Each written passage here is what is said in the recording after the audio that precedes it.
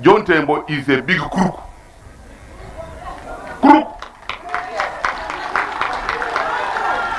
Amena amakhala patali kumachita zinthu iye ndikusadziwika koma atapanga ndi.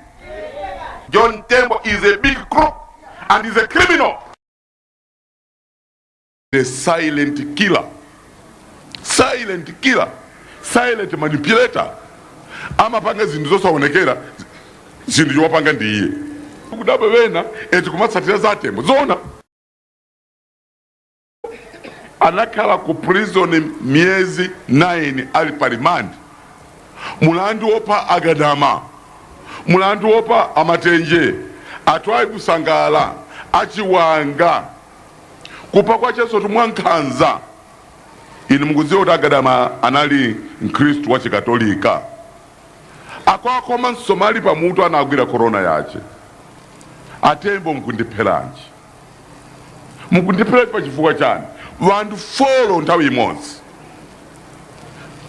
Kwa unjika galimoto ndukataye kumwanza ati galimoto achitenga tiye ngozi.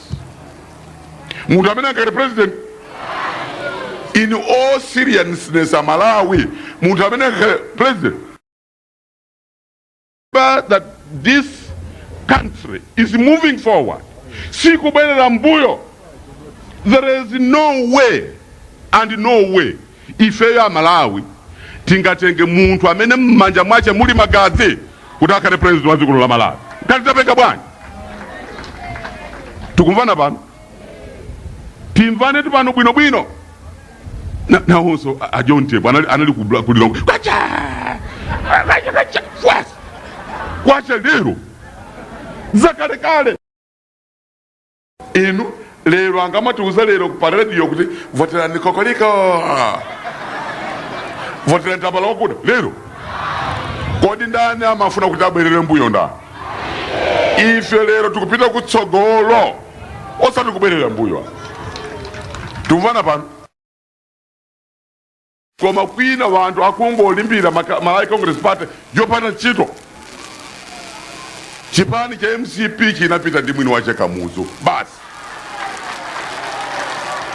Chinapita ndi mwini wache Kamuzu. Anachitsogolera bwino bwino. Kungopita Kamuzu. Chipani iso chatani? Chatira pompo. Ndiye munthu uzikhala pamene po. Kwacha. Wena akuyita support Malawi Congress Party zone. Usavi chani. Ufiti chani.